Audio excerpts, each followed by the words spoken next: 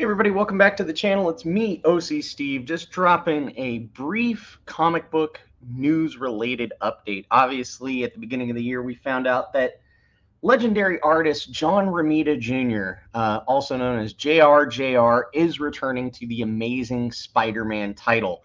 He has had a long on-again, off-again relationship with Marvel and created great work starting even in the late kind of 80s and continuously just getting either cover art or interior art. So I thought I'd share a couple screens of some of my favorite grabs of some of his art. This is kind of early in his career, as you can tell, also based on the costumes there as well.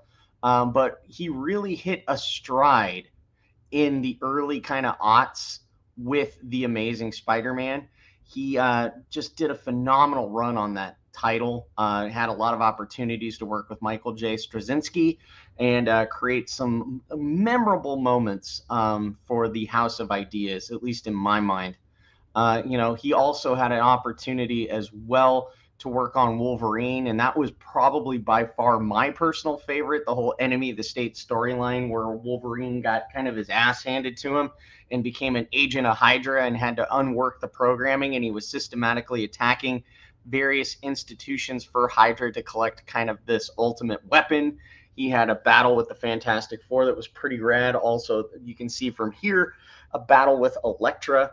But in my mind, one of the most memorable moments when he was working on The Amazing Spider-Man in the early aughts was obviously the Black issue, as it's called by fans, but the 9/11 issue. Marvel, unlike DC, sets themselves in the real world as much as possible. And I thought this was a great, tasteful issue to address the issue of 9/11. They had heroes working alongside first responders to address the issue. Just people shooken at their core. They even had villains alike coming to help and aid because there's no benefit made being in a state of terror. You saw Doctor Doom and the Kingpin. He got to work with the entire Marvel wheelhouse while still paying tribute and an homage to the first responders and military National Guard men and women that went into the front lines, went into the fire to find people and save people. So I thought it was a very tasteful issue that he did. Then he kind of came back for the Heroic Age and other things. Like they made a big splash about him returning and going, hey, he's going to be back. But I just kind of was a flash in the frying pan. I think in my mind, his art has always been great with The Amazing Spider-Man in itself. So they kind of did this. But the thing that really kind of got my goat was he's done such pivotal art and worked on such monumental moments in the last 20 years for Spider-Man.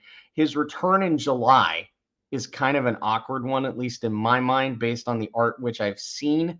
So I thought I'd share this article here. Spider-Man dons a fanny pack to deal with the return of Norman Osborn this July in The Amazing Spider-Man.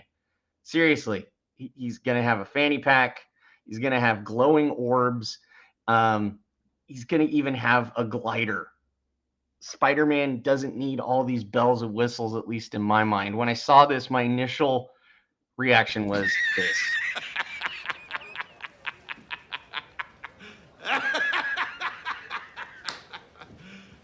You serious?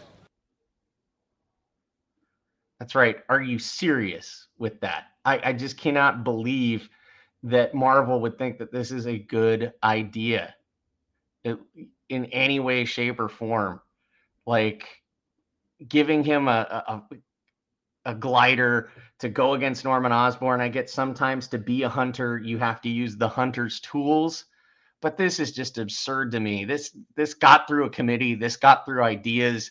Seeing his suit, it has a jetpack on the back. It has a fanny pack. Like this might have been very toyetic in the 90s, but a spider glider, man, I just can't get behind this. That the House of Ideas is running weird. I wish they would do something a little more challenging and try to age Peter in real time, at least in my mind. Coming to terms with he can't be Spider-Man forever. So what is going to be his long-lasting legacy as being the wallcrawler would be something real.